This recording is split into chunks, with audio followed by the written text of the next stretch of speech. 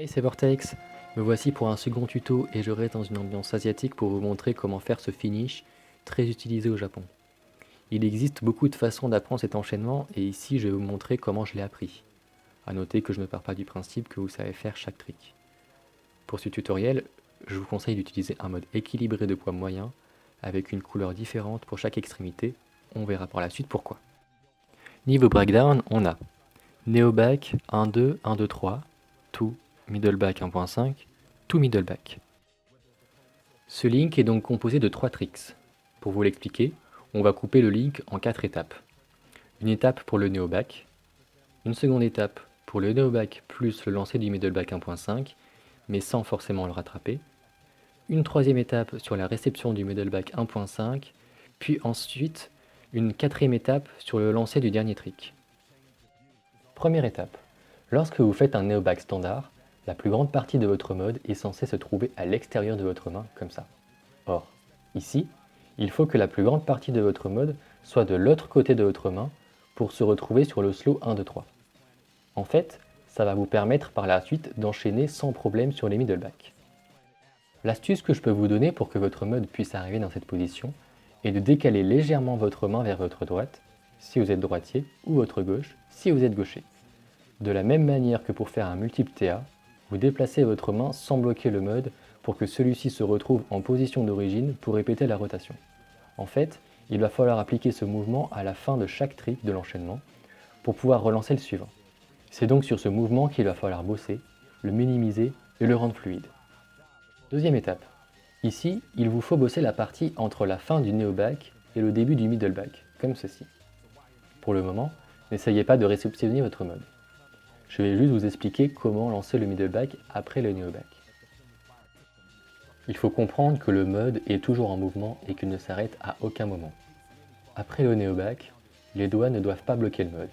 Pour relancer le mode et lui redonner une impulsion, il faut utiliser votre majeur et appuyer avec une de ses phalanges côté paume.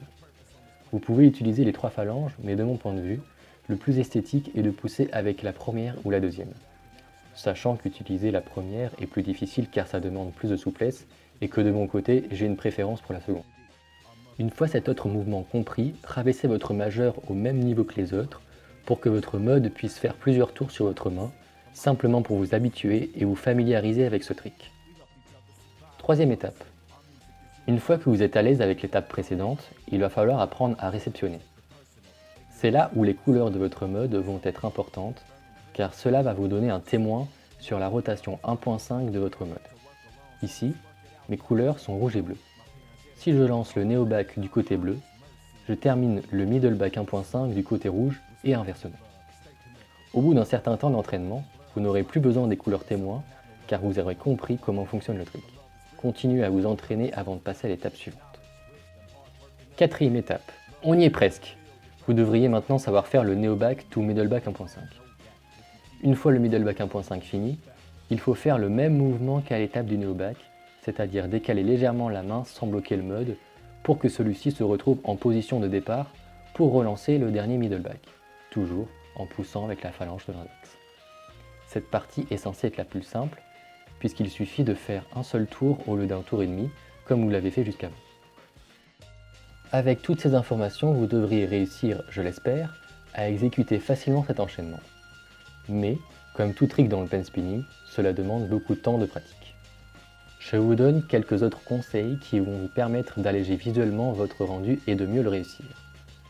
Détendez votre doigt, trouvez un juste milieu entre doigts trop aplatis et doigts trop bombés. Il faut aussi que le mode tourne au milieu des doigts et non pas à leur bout. Et enfin, pour une meilleure impulsion, vous pouvez ajouter un Twisted Sonic avant le neo back. Et vous pouvez également réguler la difficulté du link en rajoutant autant que vous voulez de middle back 1.5 entre les neo back et le middle back normal de la fin. J'espère que ce tutoriel vous a éclairé sur la façon d'exécuter cet enchaînement. Si vous avez la moindre question, n'hésitez pas. À bientôt!